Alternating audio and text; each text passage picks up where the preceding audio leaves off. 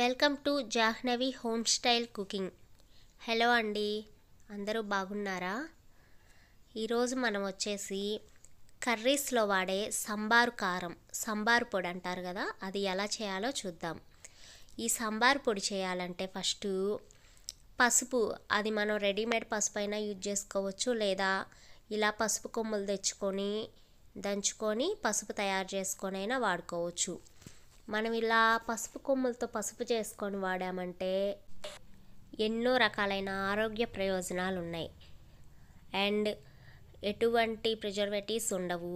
మనం మన చేతితో తయారు చేసుకున్న పసుపు కాబట్టి ఫుడ్లో కొంచెం ఎక్కువగా వాడుకున్నా కానీ నో ప్రాబ్లం అన్నమాట. ఈ పసుపు కొమ్ములు వచ్చేసి ఫస్ట్ ఇలా చిన్న చిన్న ముక్కలుగా దంచుకొని ఒక ప్లేట్లో ఒక 2 days ఎండలో పెట్టుకోవాలి. ఎండలో అయినా పర్లా, లేదంటే గాలికైనా సరే ఇలా చిన్న చిన్న ముక్కలుగా దంచుకొని ఆరబెట్టుకోవాలన్నమాట. డైరెక్ట్ పసుపు చేసుకోవడానికి అవ్వదు. అది వచ్చేసి లోపల నెమ్ము ఉంటుంది, పసుపు నిల్వ ఉండదు అన్నమాట. మనకి స్టోర్ చేసుకోవాలంటే ఈ పసుపు కొమ్ములు బాగా ఎండిన తర్వాత నూరుకున్నామంటే కనుక పసుపు చాలా రోజులు మనకి ఫ్రెష్గా ఉంటుంది. అండ్ ఈ పసుపు మనం ఇంట్లో దంచుకున్నది కాబట్టి మన ఇంట్లో చిన్నపిల్లలు అలా ఏదైనా కొంచెం జలుబు అలా చేసినప్పుడు వాళ్ళకి కొంచెం పాలల్లో వేసి ఇవ్వడం. అంతేకాకుండా మనం డైరెక్ట్ కర్రీస్లో మనం పసుపు యూజ్ చేసుకుంటుంటాం కదా, ఇలా మనం పసుపు ఇంట్లో తయారు చేసుకొని యూజ్ చేసుకోవడం వల్ల ఇమ్యూనిటీ పవర్ కూడా బాగా పెరుగుతుంది. మన బాడీలో యాంటీబయాటిక్గా కూడా పనిచేస్తుంది అన్నమాట.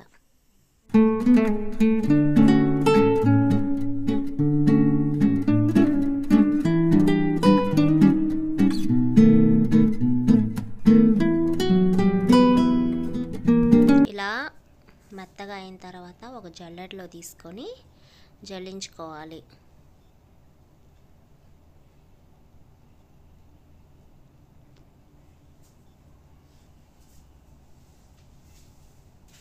మనం ఈ పసుపు కొమ్ముల్ని డైరెక్ట్గా మిక్సీలో వేస్తే మిక్సీ పిన్నులు ఇరిగిపోయే ఛాన్స్ ఉంది. అంటే చిన్న చిన్న ముక్కలుగా కట్ చేసేసినా కానీ మిక్సీ తొందరగా పాడయిద్ది అన్నమాట. సో అలా కొంచెం మెత్తగా దంచినట్లు చేసుకొని దాన్ని మిక్సీ జార్లో వేసుకొని తర్వాత నుండి మిక్సీ పెట్టుకోవచ్చు. మిక్సీ పట్టుకొని జల్లెడ పట్టుకొని మళ్ళీ అలా జల్లెడ పట్టుకున్నప్పుడల్లా మళ్ళీ కొంచెం వస్తూ ఉంటుంది.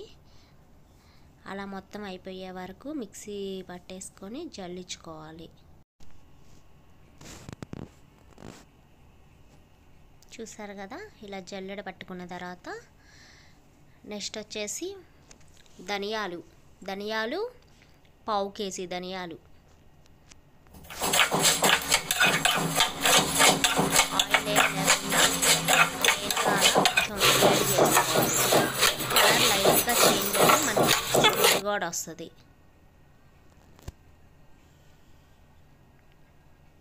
అలా వేడి చేసుకొని నెక్స్ట్ వచ్చేసి 50 grams మెంతులు కూడా అలానే లైట్గా సిమ్లో ఉంచుకొని ఫ్లేమ్ ఇలా కలర్ కొంచెం లైట్గా చేంజ్ అయ్యే వరకు ఫ్రై చేసుకోవాలి. ఎక్కువ వేపకూడదు, లైట్గా కలర్ చేంజ్ అయితే చాలు. నెక్స్ట్ వచ్చేసి జీలకర్ర, ఇది కూడా అంతే 50 grams జీలకర్ర కూడా ప్లెయిన్గా మీడియం సిమ్లో పెట్టేసుకొని లైట్గా దోరగా ఫ్రై చేసుకొని తీసుకోవాలి.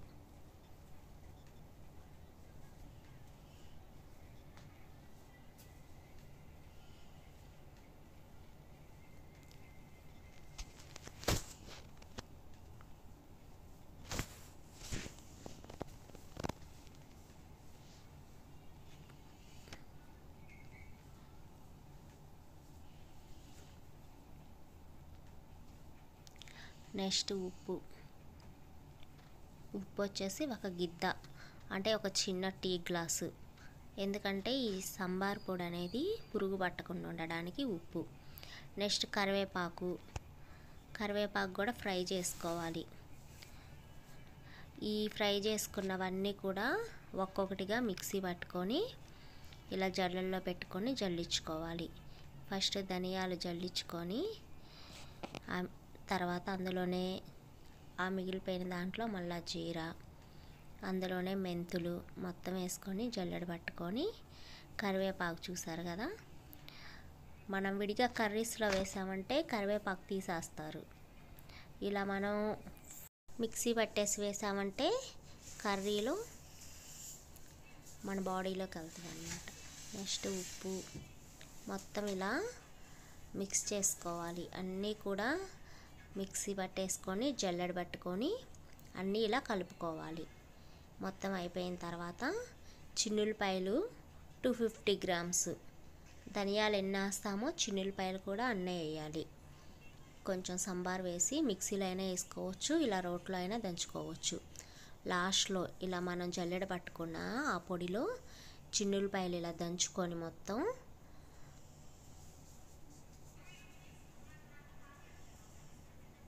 బాగా చిన్నులపాయలు మెదిగిపోవాలి. అలా దంచుకొని మొత్తం మనం ఇందాకంతా జల్లెడ పట్టుకున్నాం కదా, అందులో వేసేసి కలుపుకోవాలి. చిన్నులపాయలు 250 గ్రామ్స్ అని చెప్పారు కదా, కొంచెం కొంచెంగా మనం జల్లెడ పట్టుకున్న పౌడర్ వేసి చిన్నులపాయలు కూడా వేసి దంచుకోవాలి. నెక్స్ట్ వచ్చేసి ఆముదం, అది వంట ఆముదం అంటారు కదా, అది ఒక 50 గ్రామ్స్ వంట ఆముదం ఆ సంబార్లో వేసి మళ్ళా సాంబార్ పొడి వేసేసి దంచుకోవాలి. అలానే ఇది మొత్తం కూడా బాగా మిక్స్ చేయాలి. చిన్నులపాయలు, ఆముదం, ఆ పౌడర్ మొత్తానికి పట్టేలాగా మనం ఒక బేషన్లో వేసుకొని చక్కగా మిక్స్ చేసుకోవాలి.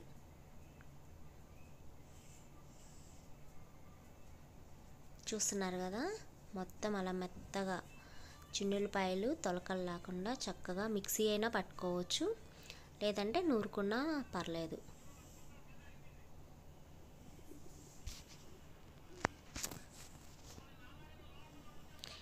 ఇది కానీ మనం ఒక్క స్పూన్ కర్రీలో, మనం ఏ కర్రీ చేసినా సరే, పప్పు ఇగుర్లు ఏ కర్రీ చేసినా సరే, పసుపు బదులుగా ఒక్క స్పూన్ వేసామంటే మనకి పసుపు, ధనియాలు, మెంతులు, కరివేపాకు ఇవన్నీ మనం విడిగా తినం కదా, ఇలా కర్రీలో వేసుకోవడం వల్ల టేస్ట్ వస్తుంది అండ్ ఆరోగ్యం. ఇలా తయారు చేసి పెట్టుకున్నారంటే దాదాపుగా మనం ఒక్కసారి చేసి పెట్టుకుంటే 6 months వరకు వస్తుంది, నిల్వ ఉంటుంది, ఏం పాడవదు. మనం పసుపులానే యూజ్ చేసుకోవచ్చు అన్నమాట.